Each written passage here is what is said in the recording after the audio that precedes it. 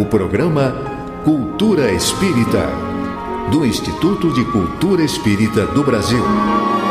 Alô, amigos, aqui estamos mais uma vez com o nosso programa Cultura Espírita, um programa do Instituto de Cultura Espírita do Brasil, levando até vocês as novidades do nosso movimento, as análises teológicas, as respostas às dúvidas, enfim, tudo aquilo que possa, de uma forma lúdica, de uma forma agradável, dar a vocês a sedimentação necessária por aquilo que vocês acreditam, não é? Além, evidentemente, das informações, das notícias, das efemérides do nosso movimento. Eu sou Assaruí Franco de Moraes e tenho aqui comigo o meu amigo Geraldo Cardoso para a sua saudação. Meus amigos, rogamos ao Senhor que distribua a sua paz a todos, dando a todos aquilo de que necessitam.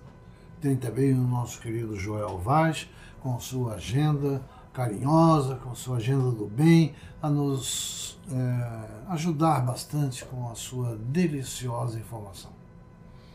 Feliz de estar aqui mais uma vez, repartindo esta mesa com a sabedoria da doutrina espírita, divulgada pelos nossos queridos professores, meus amigos Geraldo e Assaruí, e a alegria de estar nos nossos lares, levando a palavra do Cristo Jesus, as informações do que acontece no nosso movimento espírita. E hoje é dia de festa no Teatro Vanucci.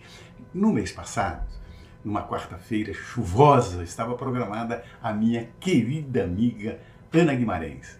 O temporal não permitiu que o evento fosse realizado. Hoje ela estará lá, se Deus quiser.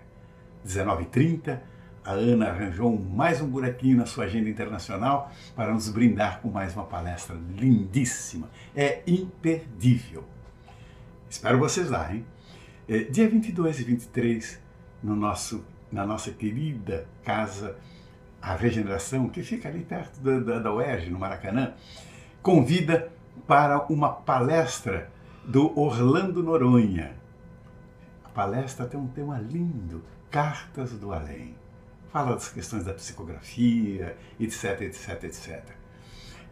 Não percam, porque é espetacular. A programação do Regeneração é sempre muito intensa e vale a pena acompanhá-la. Eu recebi um e-mail me perguntando se, pelo fato de Divaldo ter feito este seminário agora, ele não voltará na sua jornada tradicional, já parecem que está no 20º, 22º, terceiro, coisa assim, que acontece normalmente em julho, agosto, por ali. E ele se apresenta num período grande, porque são várias casas onde ele participa. Eu recomendo que entrem em contato com o MAP, que tem uma participação efetiva nessa questão, pelo telefone 3392-5600, fácil de guardar. Ou então, entre em contato com o SEJA, Centro Espírita Joana de Ângeles, que também é uma das promotoras desse evento. A Sociedade Espírita Bom Jardinense, olha que bonito, que fica lá em Bom Jardim. O nome já é ótimo, né? É uma encantadora cidade, florida, na região serrana, que fica logo depois de Friburgo, e que fica na Avenida Aladir Rodrigues da Costa. Olha, eles têm uma programação que é de aplaudir de pé. É a caminhada fraterna, que é comovente. É visita às casas de pessoas carentes, levando uma cesta básica, mas tem como componente a realização de um evangelho no lar. Orações, energização das águas e a palavra do Cristo Jesus encantando os corações. Olha, parabéns, fiquem com o nosso carinho, o nosso aplauso, e agora com as informações da doutrina espírita no Cultura Espírita, com o professor Assaruí e o professor Geraldo. Muito bom. Então nós vamos, Geraldo, às perguntas, né? Sim, vamos lá. As perguntas vêm esta semana do nosso ouvinte José Eduardo dos Santos Meireles, do Rio Comprido, no Rio de Janeiro. Ele pergunta inicialmente: por que o Espiritismo é contra o aborto? As razões e necessidades dessa prática não podem ocorrer em uma família espírita? Olha, esse assunto ele tem sido exaustivamente debatido e abordado por lideranças, não só espíritas, mas também de outras religiões. Mas sempre é oportuno lembrar que o aborto é um crime.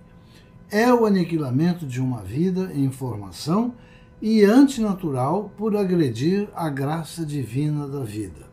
Eu só quero lembrar uma coisa que é até interessante. Existem divergências abissais entre diferentes denominações religiosas, né? As religiões não se entendem, cada uma tem uma visão diferente de Deus, enfim, da salvação e etc. Mas tem uma coisa que, por incrível que pareça, é unanimidade entre todas as religiões, sejam elas quais forem. Essa unanimidade é com relação ao aborto. Todos são contra. Todos reconhecem no aborto uma prática criminosa. É isso mesmo. Só aqueles que não têm religião, aí para eles a questão moral do aborto fica separada e eles então podem até ser a favor. Agora, quando conhecemos e aceitamos os postulados do Espiritismo, o aborto não pode ser visto como uma situação de saúde pública, como os defensores do aborto dizem. Ficando para nós muito claro o que é a vida e a responsabilidade que temos diante dela. Discute-se em que momento a vida começa e, a partir dessa informação, são criadas as posturas éticas e morais que autorizam o aborto como solução para os problemas sociais da miséria e da criminalidade.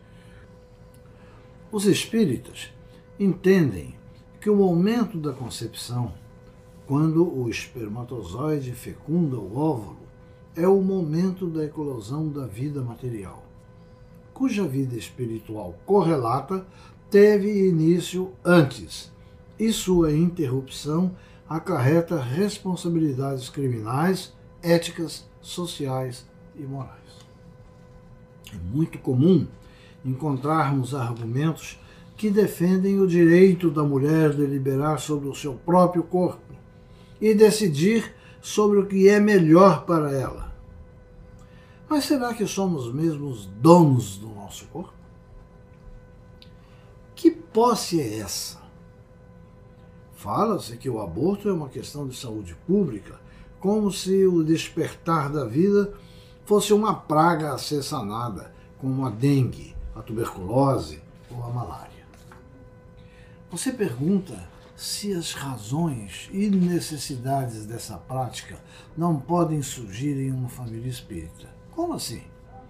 Nada justifica que uma família, quer ela seja espírita ou não, aceite o aborto por razões sociais, como pobreza, estupro, gravidez e estado civil de solteira da mulher. Há cerca de 4.000 anos, Moisés, em seu decálogo, deixou estabelecido: não matarás. E só. Ele não concedeu uma só exceção para este processo e também para esse preceito. Coisas assim do tipo: não matarás.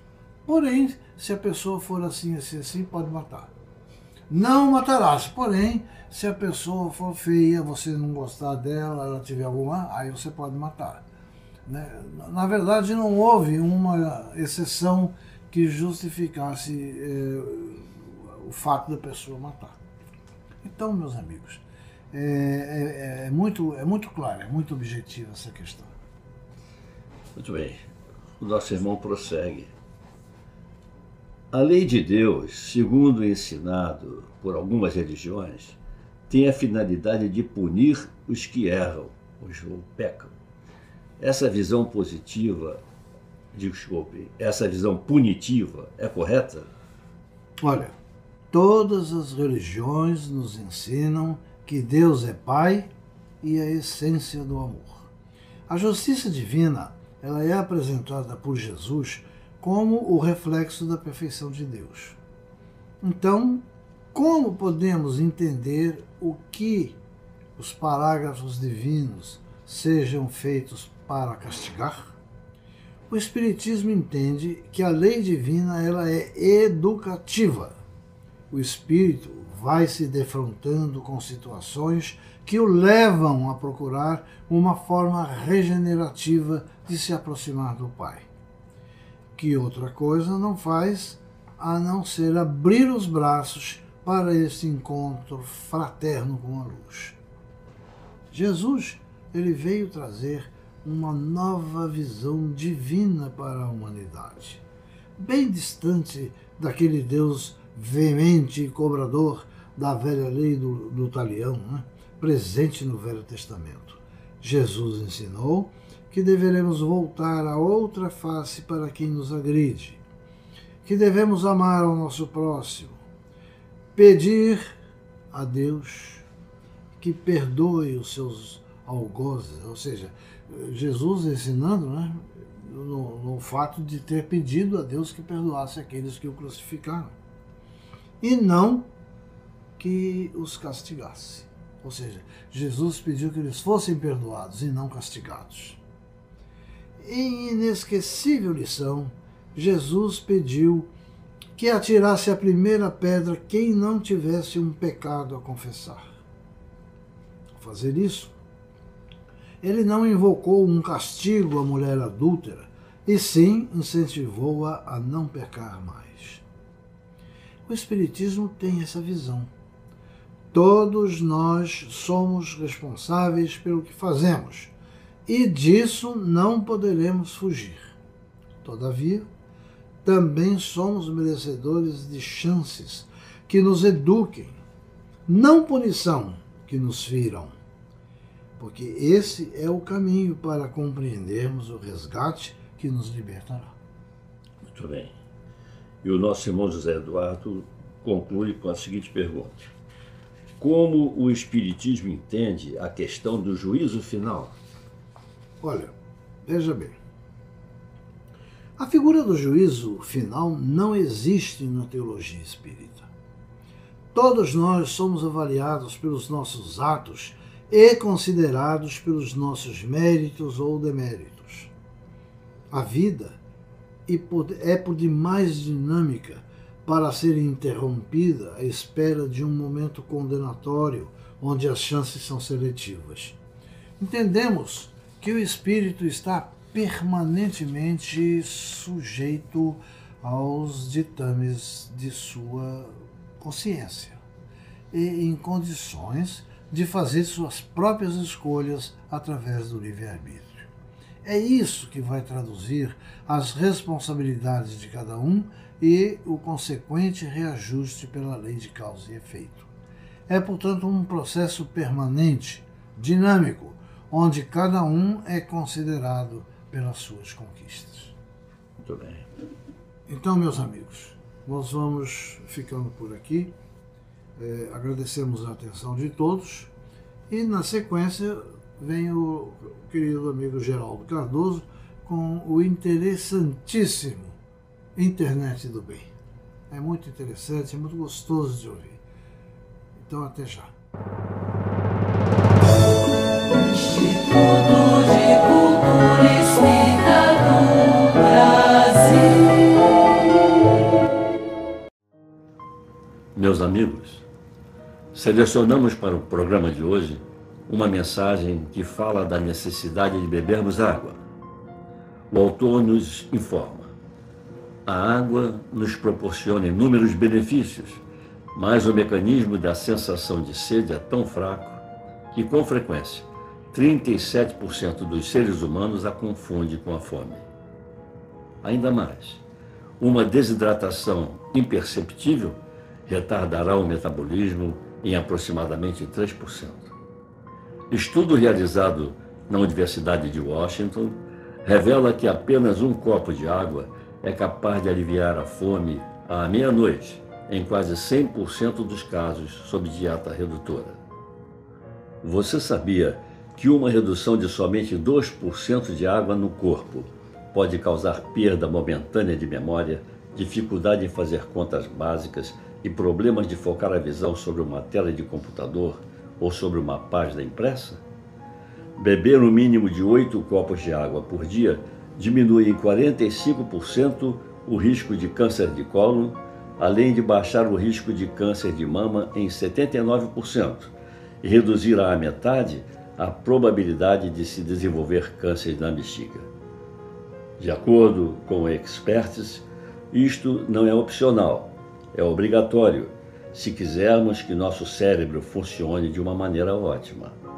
E se estivermos estressados, devemos aumentar a quantidade para 16 copos de água por dia. 90% do volume de nosso cérebro é composto por água, que é o principal veículo das transmissões eletroquímicas. Você não pode imaginar o que 8 a 10 copos de água por dia podem fazer para eliminar muitas indisposições. As pessoas normalmente não bebem tal quantidade para não terem que urinar seguidamente, um inconveniente menor em troca de uma melhoria em sua saúde. A cor de sua urina deve ser de um amarelo muito fraco a incolor. Caso contrário, é sinal de que você não está ingerindo água em quantidade suficiente. Isto não é válido se você estiver tomando vitaminas do complexo B, que produzem uma cor amarelada natural à urina. A água engarrafada ou de fontes naturais é a melhor. Estudos preliminares indicam que em 80% das pessoas, beber de 8 a 10 copos de água por dia pode aliviar significativamente muitas indisposições. Alguns benefícios proporcionados pela água. Primeiro, elimina os antiácidos e cura a acidez estomacal. A acidez estomacal ou azia pode ser um sinal de falta de água na parte superior do trato gastrointestinal. Este é um sinal importante de sede que o corpo humano emite. A ingestão de antiácidos ou comprimidos contra a acidez estomacal não corrige a desidratação e o corpo continua sofrendo por falta de água no organismo. Segundo, a água pode prevenir a cura da artrite, dor reumática das articulações. A ocorrência de artrite pode ser um sinal de falta de água nas articulações. Pode afetar tanto jovens como adultos. O uso de analgésicos não resolve o problema e a enfermidade prosseguirá. Tomar água pode aliviar a dor ou desenvolver esse problema. Dores lombares. A dor nas costas e a artrite paralisante da espinha dorsal podem ser sinais de falta de água nos discos da espinha dorsal, os amortecedores que suportam o peso do corpo.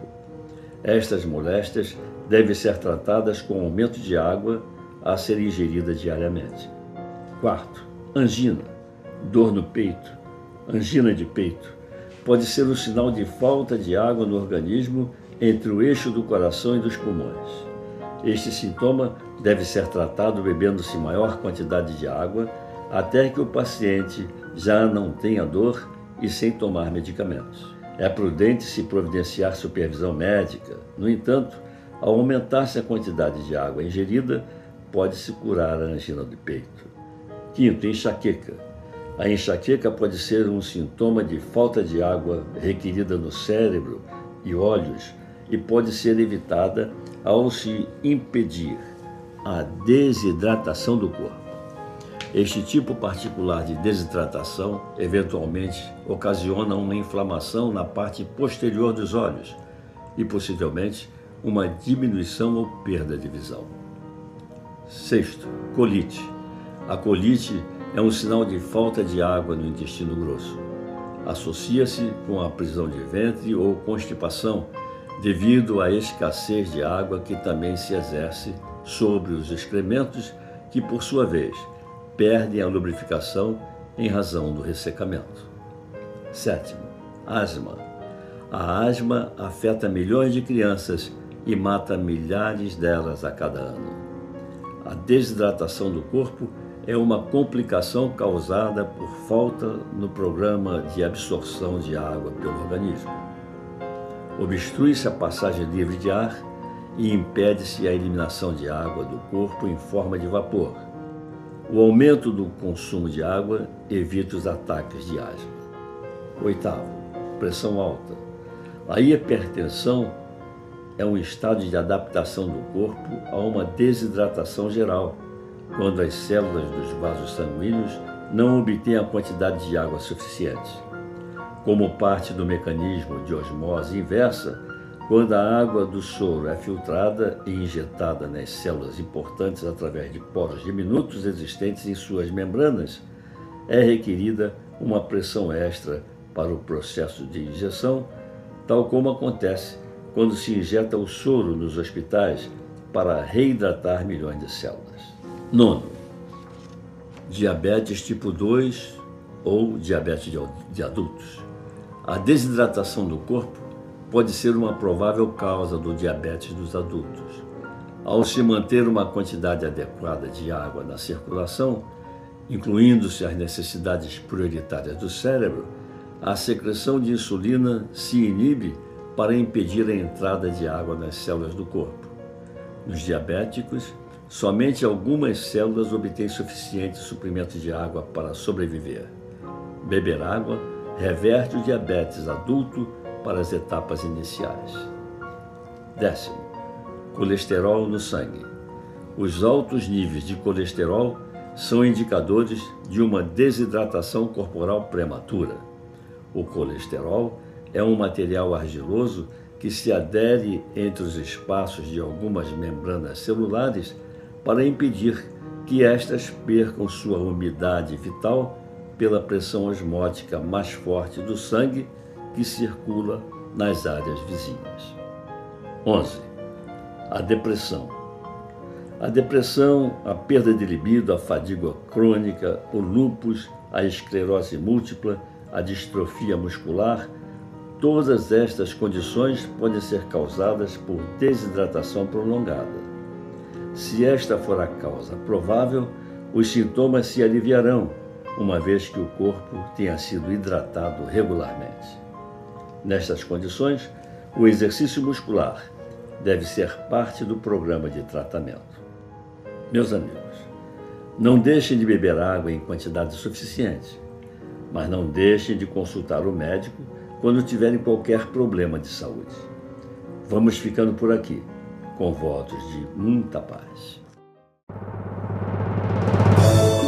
Instituto de Cultura Espírita do Brasil.